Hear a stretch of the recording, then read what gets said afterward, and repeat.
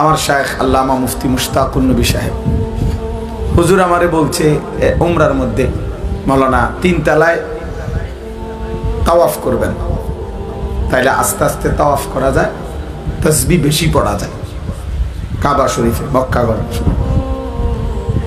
তো 2-3 দিন পরে আমারে বলতেছেন তাওয়াফ করছেন? আমি করছি। কোথায়? ওই নিচে। আপনারা না বললাম উপরে তাওয়াফ করতেন, নিচে করলেন কেন?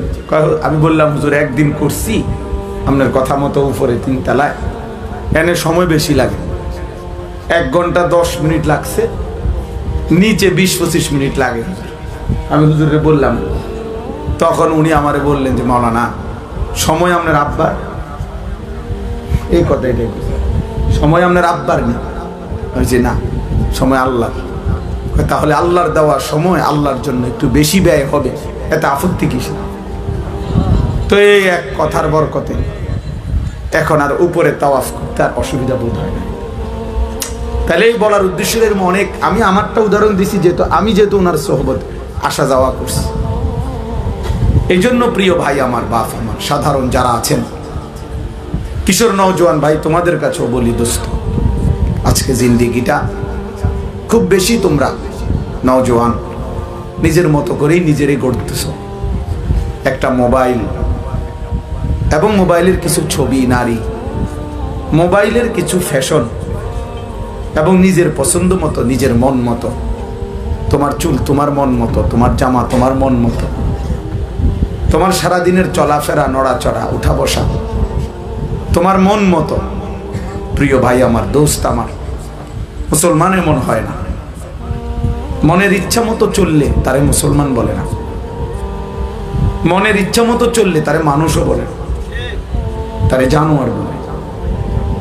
আর আইতা মান ইত্তাখাযা ইলাহাহু হাওয়াহু আফা আনতা তাকুনু আলাইহি ওয়াকিলা। আল্লাহ তাআলা বলছে, বন্ধু আপনি কি তাকে দেখছেন যে তার মনের চাহিদাকে নিজের খোদা বানায় ফেলছে? অর্থাৎ তার মনে যা চায় তা। কেন তুমি নামাজ পড়ো না? মন চাইছে এই জন্য পড়ি না। সারাদিন মোবাইলে নারী, ছবি, অস্থির দৃশ্য, এই নিয়েই পড়ে আছো। দোস্ত আমার, 365 দিনের একটা বছর,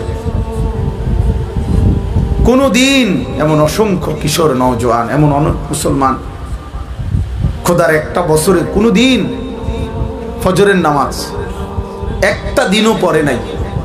এমন হাইওয়ান, এমন নাফরমান আছে না? কিভাবে সম্ভব? আমার কাছে রীতিমতো পৃথিবীতে সবচেয়ে আশ্চর্য বিষয় লাগে এটা, আমার জীবনের সবচেয়ে অবাক করা বিষয় মনে হয় এটা, যে হায় হায়, মুসলমান পরিচয়ধারী খোদার 365 দিনে কোনোদিন ফজরের নামাজ পড়ে না। হায় হায়, মুসলমানের বাচ্চা এত বড় জানোয়ার কেমনে হইল? এত বড় জানোয়ার কেমনে হইল? কে তারে আল্লাহ ভুলাই দিল? কে তারে আখিরাত ভুলাই দিল? মা গাররাক, মা গাররাক। কে তোমারে ভুলাই দিল? কে তোমারে ধোকা দিল? এ কি ধরনের জিন্দেগি? 30 বছর মুসলমান লাগাতার মিথ্যা বলে। একজন মুসলমান 30 বছর সুদ খায়। একজন মুসলমান 60 বছর বয়স, বুড়া হয়ে গেছে, এখনো বিড়ি সিগারেট খায়, প্রতিদিন গালি দেয়। এটা মুসলমান? হাকিমুল উম্মত মুজাদ্দিদুল মিল্লাত হযরত মাওলানা শাহ আশরাফ আলী থানভী রাহমাতুল্লাহি আলাইহি তিনি বলছেন, কোন মুসলমানের দ্বারা গুনাহ হয়ে যাওয়া এটা স্বাভাবিক হতে পারে, কিন্তু কোন মুসলমান গুনার উপরে জমে থাকা এটা মুহাল, এটা অস্বাভাবিক। গুনাহ আমার দ্বারা হবে, ফিসলা খাওয়া এটা স্বাভাবিক, কিন্তু ফিসলা খাই আর না উঠা এটা অস্বাভাবিক। কোন মুসলমান গুনাহ হবে ভাইয়া, আমারও আপনারও, যুবক ভাই তোমারও, বৃদ্ধ বাবা আপনারও, কিন্তু লাগাতার 30 বছর একজন মুসলমানের ঘরে টেলিভিশন চলবে, প্রতিদিন প্রতিদিন নর্তকী নাচবে ঘরে। একজন মুসলমান প্রত্যেক দিন ওজনে কম দিবে, ব্যবসায় ঠকাবে মানুষকে, এটা মুসলমান? কোনোদিন মনে পড়বে না কোনোদিন মনে পড়বে না এটা গুনাহ। মূল কারণ হলো সে নফসের গোলাম, শাহওয়াতের গোলাম, মনের চাহিদার গোলাম। তার খোদা তার মনের চাহিদা। আমার মনে যা চায় এটাই আমার খোদা। কিসের আল্লাহ, কিসের রাসূল? আল্লাহ নবীকে আল্লাহ বলছে, বন্ধু আফা আনতা তাকুনু আলাইহি ওয়াকিলা, এমন নাফরমান যে তার মনের ইচ্ছা মতো চলে, আপনি কি তার জিম্মাদারি নেবেন? নবীজিকে আল্লাহ জানতে চাইছে, আপনি তার অভিভাবকত্ব নেবেন? তো নবীজি কি বলবে? তাফসিরে লিখছেন যেন আল্লাহ বলতে চাইছে, বন্ধু আমি এমন নাফরমানের দায়িত্ব তো নেব না, সে তো আমার মানেই না, হতেই পারে না। আল্লাহ নবীকে আল্লাহ তাআলা তখন এরপরে আল্লাহ বলতেছে, আম তাহসাবু আন্না আকসারাহুম ইয়াসমাউনা আও ইয়াকিলুন, আপনি ভাবতে পারেন এমন নাফরমান কিছু শুনে অথবা বুঝে? আল্লাহ বলে না, ওই কিছু শুনেও না, কিছু বুঝেও না। তাহলে সে কি? স্পষ্ট আল্লাহ বলছে, ইনহুম ইল্লা কাল আনআম। আল্লাহ বলছে যে মনের ইচ্ছা মতো চলে, খোদার কসম আল্লাহ বলে তাদের পরিচয় আর কিছুই নয়, শুধুই জানোয়ার। আনআম চতুষ্পদ জন্তু, জানোয়ার জানোয়ার জানোয়ার।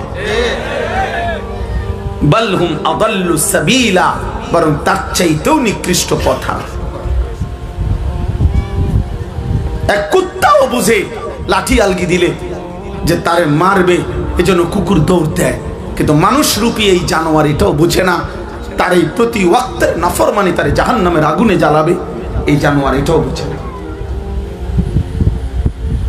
ওই জানোয়ার তো লাঠি দেখলে বুঝে আমারে মারবে, এজন্য সে দৌড় দিয়া লাইছে। এই জানোয়ার লাগাতার মিথ্যা বলে, প্রতিদিন নারী দেখে, প্রতিদিন ছবি দেখে, প্রতিদিন উলঙ্গ দৃশ্য দেখে, প্রতিদিন হারাম খাচ্ছে, সুদ খাচ্ছে, ঘুষ খাচ্ছে, ওজনে কম দিতেছে, হাসতে হাসতে মিথ্যা বলে, হাসতে হাসতে গালি দেয়। বাটফারি সিটারিডারে চালাকি মনে করে, কয় সালাক হইতে সালাক। সিটার আবার সালাক কেমনে? সে তো তার জন্য তো আলাদা শব্দই আছে, বাটফার। কোন সুদখোর সে চালাক হইবে কেন? তার লাগে তো আলাদা শব্দই রাখছে, সুদখোর। তো আপনারা আবার চালাক করবো কিন্তু, যদি এমন হইতো যে শব্দ নাই, যে আপাতত এটা আবার দিয়ে রাখছে, আপনার লাগে তো উপযুক্ত শব্দ রাখছে, সুদখোর, ঘুষখোর, হ্যাঁ, মদখোর, গাঁজাখোর, ফুট্টাখোর, বাবাখোর, ডালখোর, হারামখোর, ইয়াবাখোর, সিনাকারী, বেবিচারী, আল্লাহর নাফরমান। তোর জন্য তো নাফরমানির শব্দ আছেই, তোরে চালাক বলবে কেন? বাটফার আবার চালাক হয় কেমনে? মিথ্যাবাদী আবার চালাক হয় কেমনে? বেহায়া নারী চালাক হয় কেমনে? বেনামাজি সন্তান চালাক হয় কেমনে? বলো মিয়া। তাহলে এই জন্য বললাম, মনের চাহিদার যে অনুসরণ করে, কারো সোহবত নাই, সান্নিধ্য নাই, কোনো আলেমে দ্বীনের তত্ত্বাবধান নাই, নিজের মতো করে যে বড় হয়, নিজের মতো করে যে তার জিন্দেগি চালায়, এই জীবন হাইওয়ানের জীবন, এই জীবন জানোয়ারের জীবন। যদি বলেন এর চাইতে জঘন্য কথাও আছে কোরআনে, এর চাইতেও ভয়ানক কথা আছে কোরআনুল কারীমের সূরা আরাফে।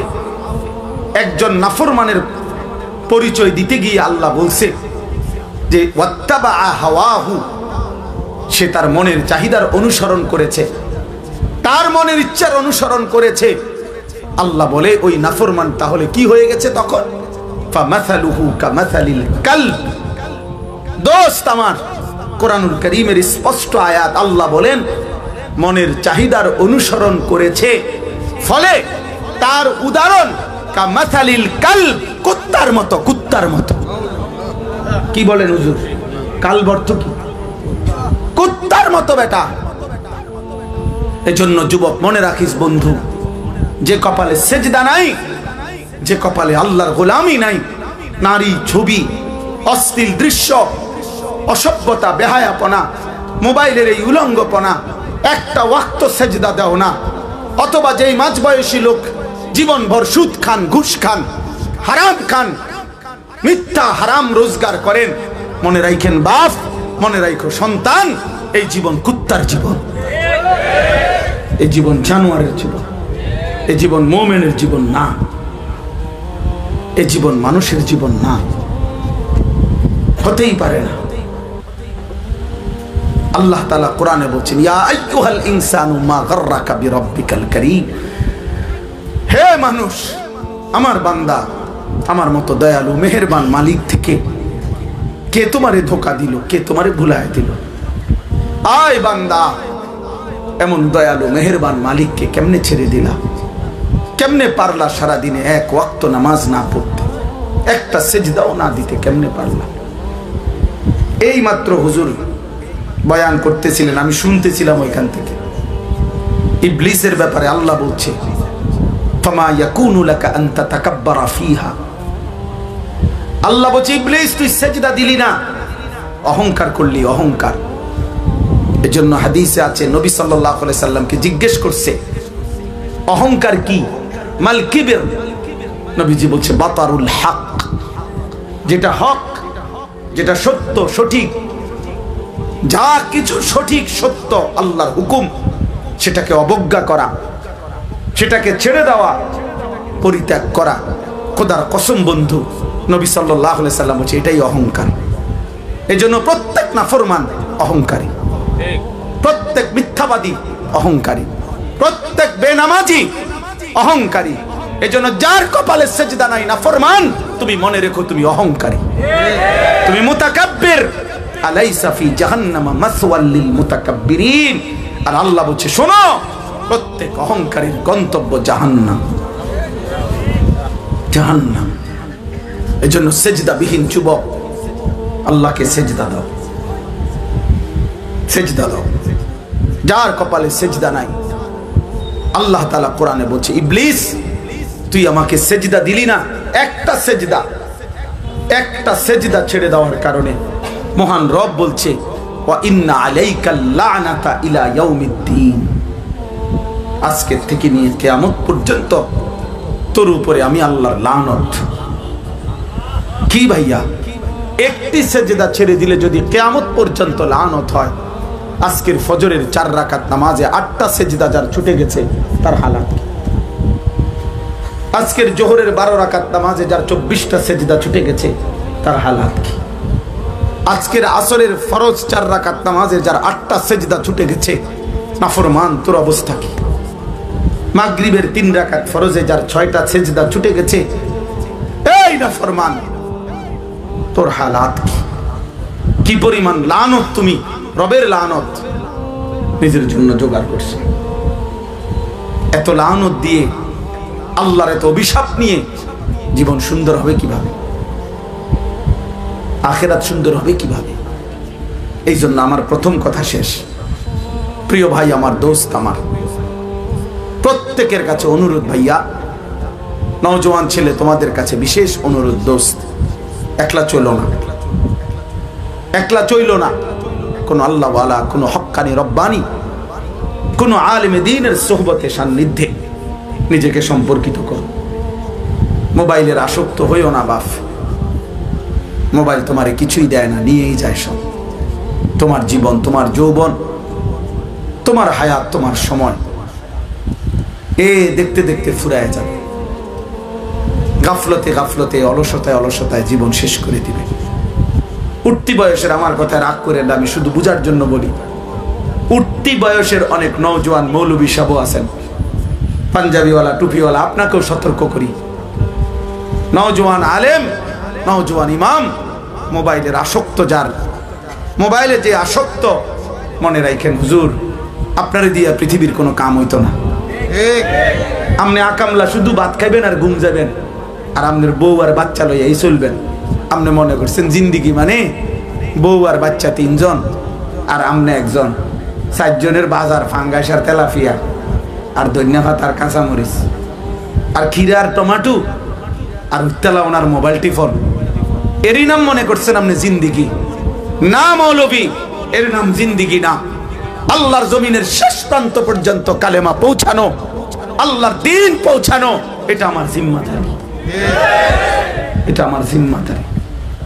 মজলুম চিৎকার করছে, ওয়াল মুস্তাদাফিনা মিনার রিজালি ওয়ান নিসাই ওয়াল বিলদান আল্লাযীনা ইয়াকুলুনা রাব্বানা আখরিজনা মিন হাযিহিল ক্বরিয়াতিজ যালিমি আলুহা।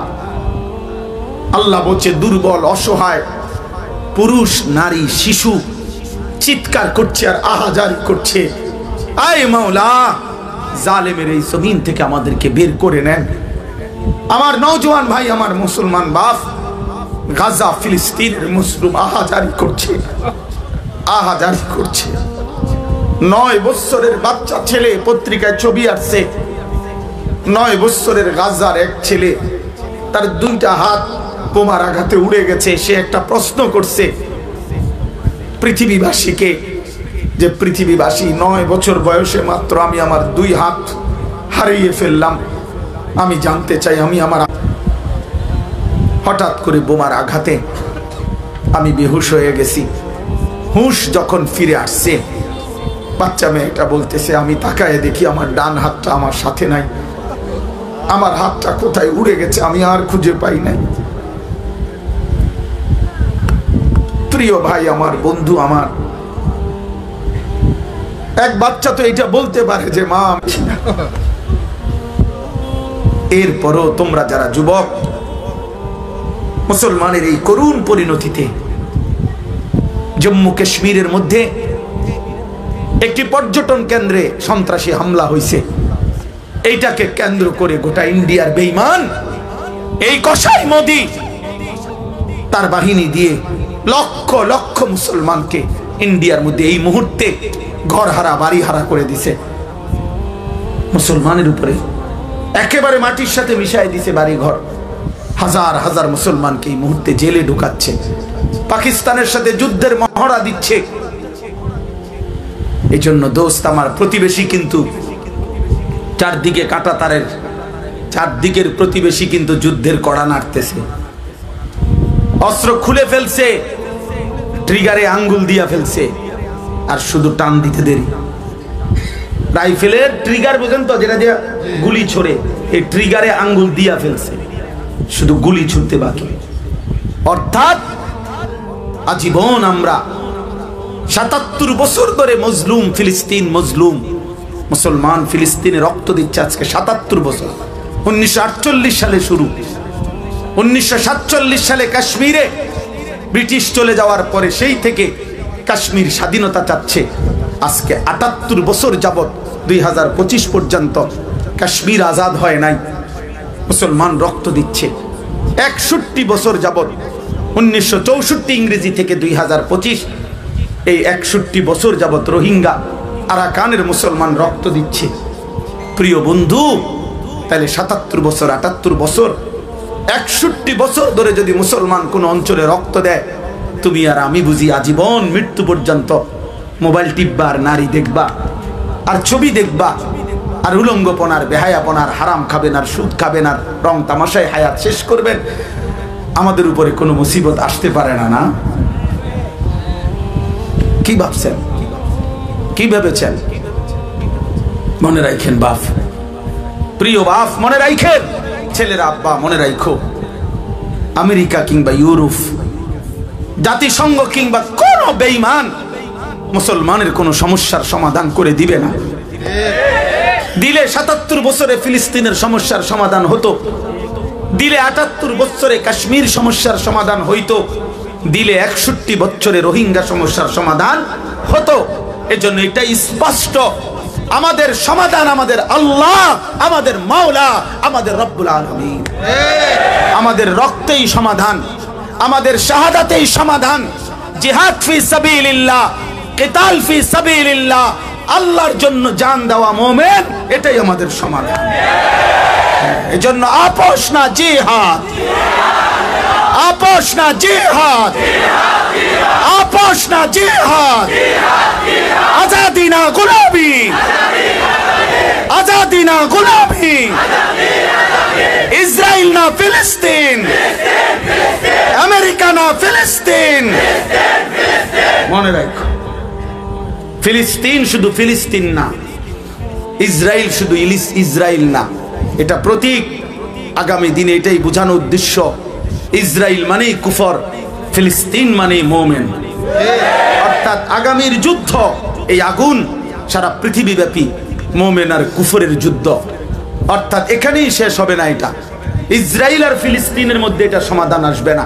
সমাধান আসবে চূড়ান্ত একদিন, এমন আসবেই সারা পৃথিবী জুড়ে মুমিনের যুদ্ধ হবে, বেঈমানের সাথে লড়াই হবে, মাহদী আসবে, দাজ্জালও বের হবে, ঈসাও নামবে।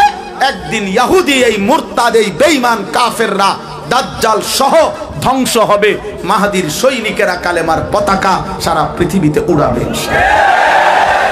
এটাই সমাধান, জিহাদি সমাধান, রক্তেই সমাধান। এজন্য আমি অনুরোধ করি আমরা সবাই মিলে আল্লাহর জন্য ফিরে আসি। তুবু ইলাল্লাহি জামিআন আইয়ুহাল মুমিনুন লাআল্লাকুম তুফলিহুন। আল্লাহ বলছে সমস্ত মুমিন তওবা করে গুনাহ ছেড়ে আমার কাছে আসো। আও না বান্দা, লাআল্লাকুম তুফলিহুন, আমি ওয়াদা দিলাম তোমরা সফল হবে, সফল হবে। ওয়া আনিবু ইলা রাব্বিকুম, আল্লাহ বলছে তোমরা তোমাদের রব আল্লাহর কাছে ঝুঁকে পড়ো। আল্লাহ বলছে ফাফিরু ইলাল্লাহ, আল্লাহর দিকে দৌড়ে আসো, আল্লাহর দিকে আসো, আমার দিকে আসো।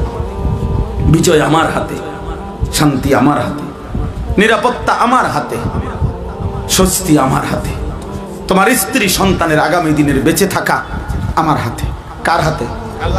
ওয়াদাল্লাহুল্লাযীনা আমানু মিনকুম ওয়া আমিলুস সালিহাত লা ইস্তাখলিফান্নাহুম ফিল আরদ কামা ইস্তাখলাফাল্লাযীনা মিন ক্বাবলিহিম ওয়া লা ইউমাক্কিনান্না লাহুম দীনাহুমুল্লাযী ইরতাদা লাহুম ওয়া লা ইউবাদদিলান্নাহুম মিন বা'দি খাউফিহিম আমনা।